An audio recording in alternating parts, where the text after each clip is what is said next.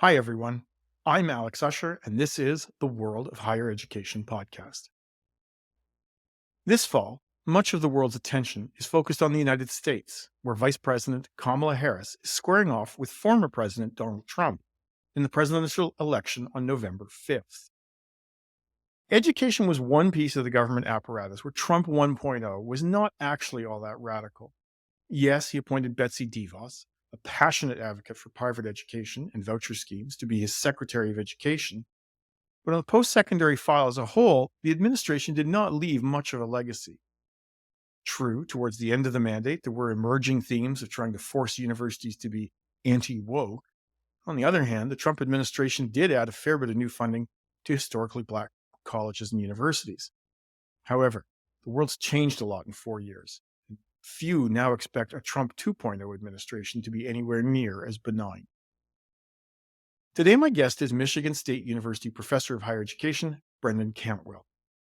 Faithful readers and listeners may remember that Brendan came on the show in the spring to argue, among other things, that conservative opposition to higher education at the state level was to a certain degree performative. Conservatives were largely happy to fund education, but really, they just wanted something to fight about in the culture wars, not necessarily to win, just to keep the fight going. Over the summer, though, Brendan wrote a couple of pieces pointing out that a Trump win in 2024 might end up being a lot less performative and do some real damage to the system, damage from which it might have a hard time recovering. He's focused not just on potential Republican control of the White House and Congress. He's also pointed to the significant role that a Trump Supreme Court could play in shaping higher education policy, and indeed arguably has done so over the past 4 years through such cases as Students for Fair Admissions that was decided in the summer of 2023. Another Trump win might seal a right-leaning court for a generation. Very hard to come back from. Anyways, this discussion is lively, and Brendan, as usual, is thoughtful and provocative. So let's turn it over to him. So, Brendan, we're talking about the potential effects of a second Trump regime or administration. Let's start off by being clear about what it is that a federal government can or can't do. What is the federal role in higher education in the United States? Sure. The Constitution of the United States gives the states the authority to supply and regulate education, but over the decades and centuries, the federal government has taken a much more active role in higher education. Its main role is to run the student financial aid system. So the federal government runs the large student loan system that many students use to participate in higher education. It offers the largest need-based grant system, much larger than the most state financial aid systems. In addition to the financial aid role, it is also the main supporter of research, right? So funds about 60% of the academic research that happens in the country. And through those two big roles, organizing student financial aid and funding research, it also is able to regulate the sector by attaching a lot of strings to participation in those programs. The federal financial aid system, in particular, has allowed enrollments to grow quite rapidly, or allowed enrollments to grow quite rapidly in the second half of the 20th century. And I think it's probably not really conceivable to think of the scale of the sector in the United States today without the federal government playing that pivotal role of financing student access. So students could come with the aid federal government provided and pay tuition, and that money really fueled the expansion of the sector. And so, with the 2024 election cycle is now underway. I mean, normally we have a dynamic, at least for the last 30 or 40 years, of the Democrats being more favorable to the higher education sector, more favorable to students. I assume that's happening again this time. But how big a deal is higher education within the overall campaign? It doesn't seem to me like it's taking a lot of attention the way it has in previous cycles. Almost no attention to higher education this cycle. The last couple of cycles, you saw both parties talking quite a bit about higher education.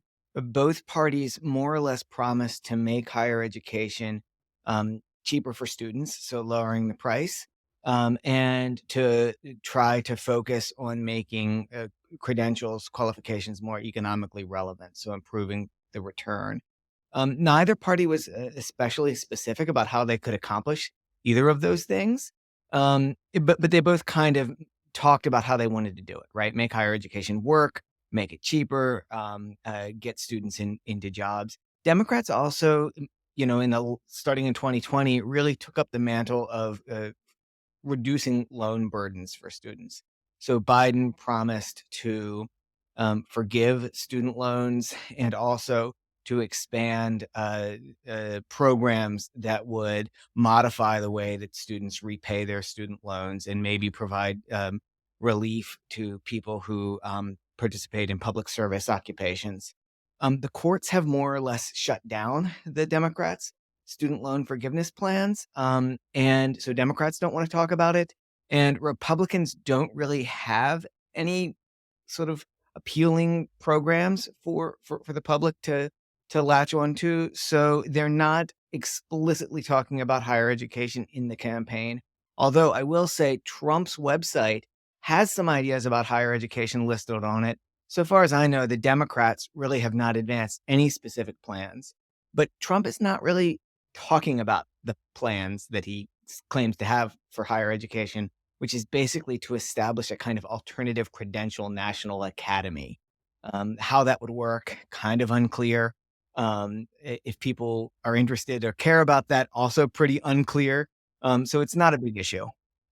So one of the things that you've written about recently is the threat that a second Trump administration would pose to higher education, and how the federal government could kill higher education. I think that was the title of one of Yeah. your recent blog. You were on the show a few months ago, and you argued that conservatism, in at least at the state level, was off around higher education issues, was often very performative. Clearly, you don't think that's true at the federal level. What's different? Yeah, so I think the federal level, there is the power and perhaps the desire to really reshape the sector and to end it as we know it. And the clearest mechanism to do that would be to cut off the federal financial aid system, and particularly the student loan system, to either bring that down to zero or to dramatically reshape that. I think that there are some indications in the conservative, I would say the right wing, sort of intellectual branch of the Republican Party, where they see the federal role in supplying higher education basically through the loan system as contrary to the Constitution and very likely contrary to their political interests, and would be quite interested in either redesigning it or eliminating it. So I think that that is the main tool that they could have, which would be to rework the loan and grant system. We can talk about how that might how much that might play out. The other way that they can do it would be um, to dramatically reduce or change the way science funding works, right? So the federal government could very much reduce how much is spent on research. They could direct research to be spent in particular, research funding to go in particular ways, like no climate studies, no climate change studies. They could put strings on the kind of ways that grants support the administrative overhead of universities. One of their specific proposals is to really cut down on the amount of overhead support that the federal government provides. Well, so those are the broad strokes way they could do this.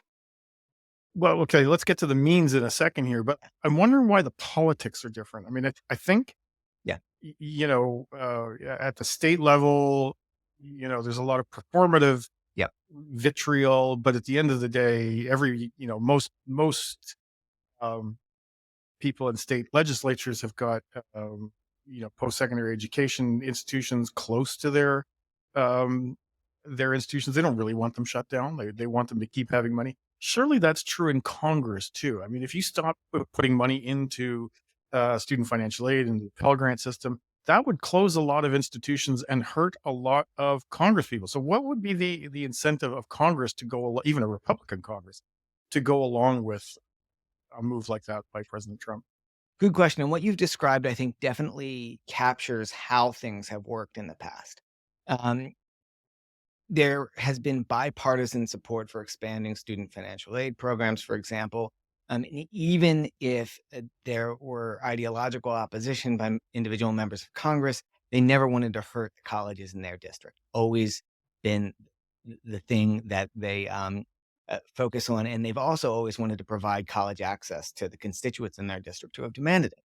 I think what's changed is the nationalization of everything and the effect on individual districts, um, particularly in districts where there's not um, a chance of the party flipping. So what really matters is in the primary, Mhm. ideological adherence is so much more important.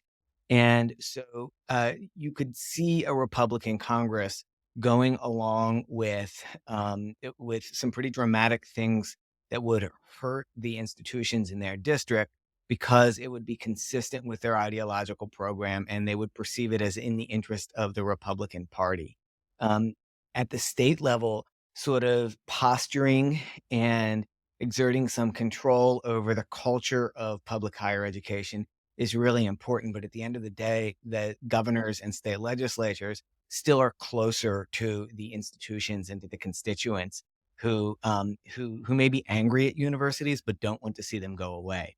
Okay, so you mentioned the possibility that they might try to end or curtail student financial aid. How would they do that? I mean, I mean, again, one of the issues where the Biden administration has stumbled, I think, on student loan forgiveness has been overstepping its power with the power of the presidency vis-a-vis Congress, right? Like Yeah. who actually has the power to make this policy. So, if you were part of a Trump administration coming in January, how would you go about getting rid of student aid? I think it would be challenging Yeah. to get rid of it completely. I think that there are ways that an administration, so the courts have said that the Biden administration can't forgive students.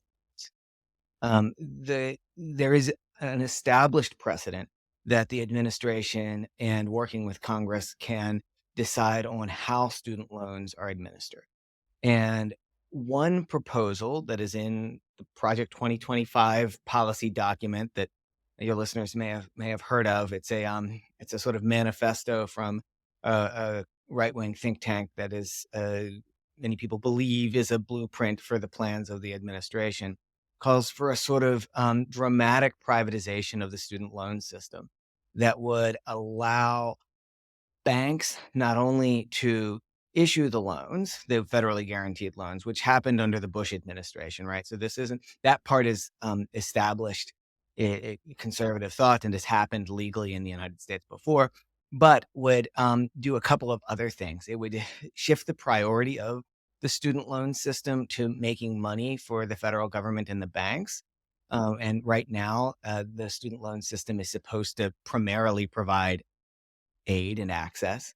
And it says that it calls the federal interest in providing those loans suspicious and indicates that only banks have the right information and incentive to make the loans, which would allow potentially banks to decide who is receives federal financial aid and to what programs or institutions they receive federal financial aid. That kind of a move would basically re- has the potential to reshape or dramatically reduce the aid system because right now it a quasi entitlement. If you qualify, if you attend college, and you qualify for federal, there's a formula that determines whether you require financial aid to be able to pay for college. Then you are more or less guaranteed access to a student loan. It doesn't matter if what program you're going to. It doesn't matter whether you're credit worthy or not. There's no determination of credit worthiness. You are entitled to a loan. Now, the backstop to that has always been that the students can't discharge that loan, and that's where the loan forgiveness stuff gets in. So the idea is we're making this sort of guaranteeing you the right to borrow the money that you need to go to college, to participate in higher education. And in exchange, you're going to have to pay this back come hell or high water. And what the new rule is saying, or what the proposed rule would say, um, actually, we're not really sure if you're entitled to this loan. We're required to make some loans, but we don't think that we're required to make them to everybody under all circumstances. But it would keep the "you've got to pay it back" part. Um, Right. so it would move it from something like an entitlement program to a market facilitated by the federal government, but but administered by banks. Right. So I think I'm hearing you say that it would be relatively easy to cut back on loans. You haven't talked about grants at all. So Pell, Yeah. is there a way that Pell could be restricted? Only through Congress to get rid of Pell. There are lots of possibilities that a Trump administration could experiment with and see if courts let it fly. For example, saying institutions are not eligible to receive Pell Grants or other forms of federal aid if they violate ideological balance tests or free speech tests, right? So to individually kind of redline campuses. It's not clear whether the courts would go for that or not. I think the idea that the courts would apply the same standard of administrative restraint on a Trump administration as they have on a Biden administration is is that's an open question. Um, the courts have displayed asymmetrical preferences, at least the Supreme Court and many of the circuit courts, for Republican administrations, and so Trump could be given much more deference in terms of administrative rulemaking and steering money than Biden could. Now, this is all kind of speculative, and admittedly, some of it verges into conspiracy theory territory. The reason that I think that that is not beyond the pale right now is because we have this document, this Project 2025 document that is sprawling in scope, that is vague, that is hyper specific at some points and enormously vague in other points. And the points where it's pretty vague, when you read the recommendations for administrative action, the recommendations for what Congress should do, Congress should do this. If not, then the administration should use its executive power to do that. Um, the possibilities of interpretation are pretty wide. And I think they're wide intentionally to provide a lot of latitude for an administration to engage in a sort of politics of punishment through the higher education system. Brendan, we've spoken a little bit about the power of the presidency. We've spoken about the power of Congress, but there's a third branch of government, right? There's the Supreme Court, Mhm. and you've mentioned in some of your writing that maybe it's the Supreme Court that could do the real damage to higher education. What could the Supreme Court do beyond, say, what it's already done on race conscious admissions? And how likely is it that you think the court will take such actions? Yeah. So I think that one distinct possibility is that if the court could find that the Department of Education is broadly inconsistent with the Constitution, because the Constitution does explicitly give powers of things like education to the states, and so one thing would be to challenge the authority of the department to engage in regulation that affects the states. So, can the department set rules that interfere with the way that the states administer the provision of education? The courts could also knock out, in the same vein, sections of the Higher Education Act or the Civil Rights Act, both of which limit the way that state universities can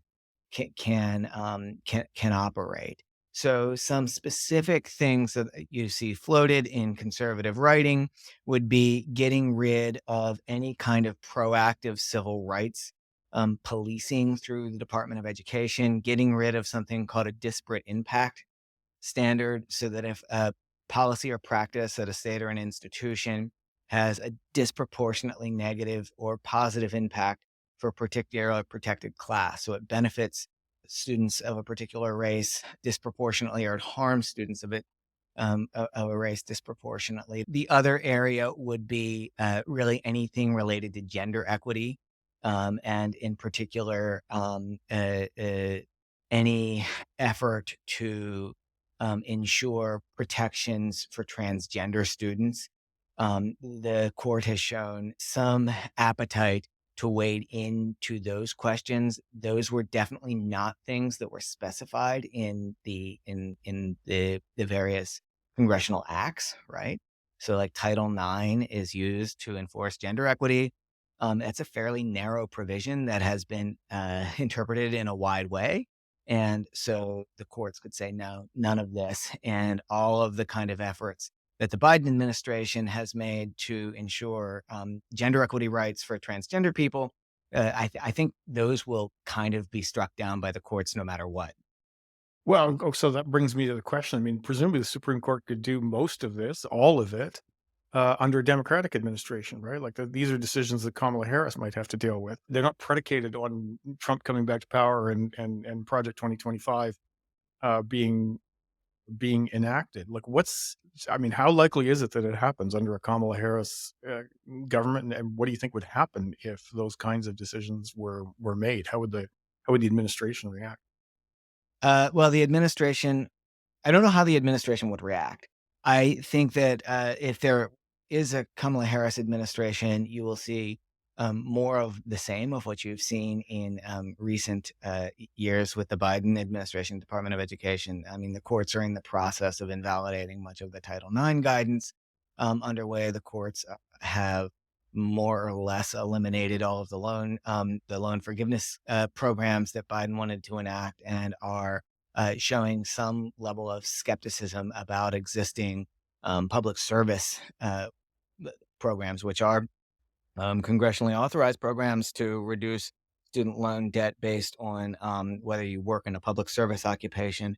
I think what you'll see in a Harris administration would be the tussle between the states and the federal government, where the federal government would be interested in ensuring using existing statute to expand civil rights. That's something that Democrats have a track record of doing, and something that a Harris administration would seem likely to want to do based on the campaign. The courts, the states would be Republican states would be especially hostile to those. I think that opens up the possibility for the court to make narrow rulings, striking down particular rules, and potentially much broader rulings that hollow out some of these landmark pieces of legislation, like the Higher Ed Act, like the Civil Rights Act. And that would be consistent with what we've seen before, like when the Roberts Court hollowed out the Voting Rights Act during the Obama administration. Right, right. So another, I guess, route to policy change that you've raised as a possibility is the dismantling of accreditation standards. Um, yeah, I, I mean, accreditation is regional, but I guess there are some kinds of national standards um, that a president could mess with. What are the methods of policy change in this area, and are there any checks and balances to ensure that nothing too dire actually happens to quality assurance?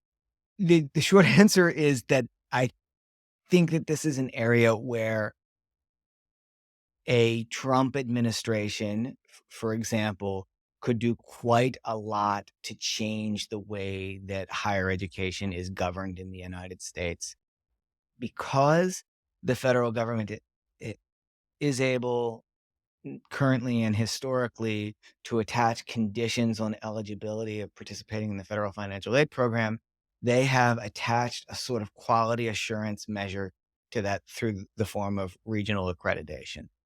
Quality assurance in the US is decentralized. It's highly critiqued. I'm sure you could do a whole series of quality assurance podcasts, but basically it's it devolved to a set of regional non-for-profit organizations that engage in a kind of peer review of institutions to certify that it meets the standards of good quality provision in the region, and those regional standards are more or less have more or less nationalized, right? But recently, conservatives have come out against it as saying it's constraining their ability in the states to govern higher education the way that they want to, particularly govern the curriculum and have a stronger voice. The state government have a stronger voice in the curriculum, and it forces institutions to participate in diversity, equity, and inclusion programs because that sort of thing, inclusive education, is one of the sort of quality standards. So what some conservative groups have floated and what seems like it could be a plausible plank in the Trump administration higher education policy would be to allow states to self-accreditate. So rather than the accreditation coming from these outside regional bodies, states could establish their own quality assurance boards that would do whatever the state wanted it to do, and that would be good enough to participate in the federal financial aid policies. This could allow deep red states to really take control of their public higher education systems in terms of the curriculum and the way that it handled gender equity, race equity, and things like that in ways that um, it would not be possible under the current accreditation system. The potential is that state higher education systems would have very different quality standards and very different standards around cultural standards, around academic freedom, around inclusion. And that would be a big change, right? That would be a huge change in US higher education. It's interesting because that's actually how Canadian provinces do it. They're implicitly they're self-accrediting, but nobody's got hugely varying views on what the right things to accredit on, right? On the substance. So that's kind of interesting. We had Simon Marginson on a couple weeks ago. We were talking Mhm. about whether or not institutions anywhere in the world were very good at resisting populist or in some cases fascist governments. Like, what can an institution do to protect itself? And I think Simon's reaction was not much, right? And you mentioned last time you were on that higher education just doesn't have many friends. Doesn't have many champions outside their own sector. Do you think that's likely to change in the next 6 months, or is the sector as exposed as it looks? Is it going to be that exposed come January 20th? Yeah, I think the sector is pretty exposed. Um, what has protected it so far has been broad public support. We know that's eroding. um, Strong within sector norms so that it was hard to find many institutions that were willing to break the mold and go along with ideas that were seen as beyond what was normal or acceptable in higher education, and politicians who weren't really interested in challenging those norms, at least not explicitly.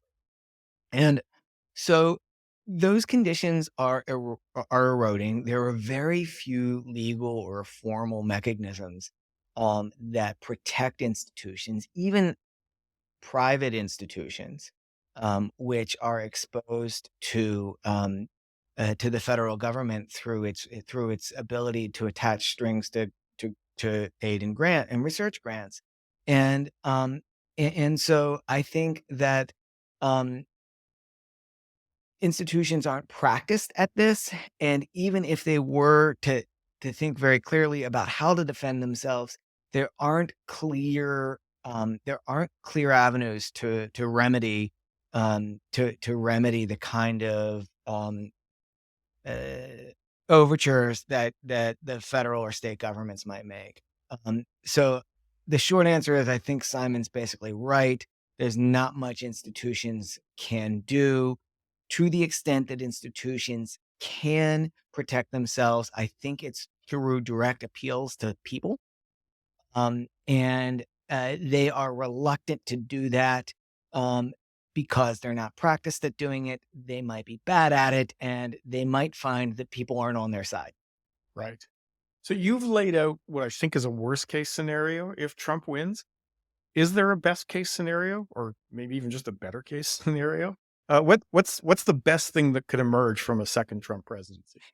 Yeah, I think the best case scenario, which is not an unlikely scenario, it's a reasonably likely scenario, is that Trump doesn't give much attention to the to higher education policy. I think that they will almost certainly do things around Title IX and really try to prevent institutions from allowing students to change their gender for federal reporting and other things. I think that they will um, revert to the kind of Betsy DeVos guidance on Title IX, which gives um, students who are accused of committing sexual assault and relationship harassment and violence a lot of rights. Um, that sort of cultural stuff will almost certainly happen. They will almost certainly get rid of a few of the accountability metrics in terms of gainful employment and good outcomes that Democrats have championed, in part because they are much more sympathetic to the interests of for-profit institutions that have been at the business end of those regulations. So I think the best case scenario is just kind of the flip flop that we have in federal regulation, where you get a new set of rules every time you get a new party in power. And that's, I'd say that that's one of the likelier scenarios. Um, but I think what's changed is that that's not like, the certainty of that is much lower than it would be under, say, a Nikki Haley presidency. We Right. could imagine that's what would happen if Nikki Haley were to become the president. Now, like, that's on the table, but so is like everything else. Yeah. And that kind of uncertainty is very hard for the sector to prepare for. Brendan Cantwell, thank you so much for joining us. Thank you very much. It was fun. And it just remains for us to thank our excellent producers, Tiffany McClellan and Sam Pufik, and you, our listeners, for tuning in. If you have any questions or comments about today's episode or suggestions for future ones, please don't hesitate to contact us at podcast@higheredstrategy.com. Join us next week when my guest will be Mary C. Wright. She's the author of Centers for Teaching and Learning, The New Landscape in Higher Education. She's from Brown University, and we'll be talking to her about this fascinating subject. We'll be back in a week's time. Bye for now.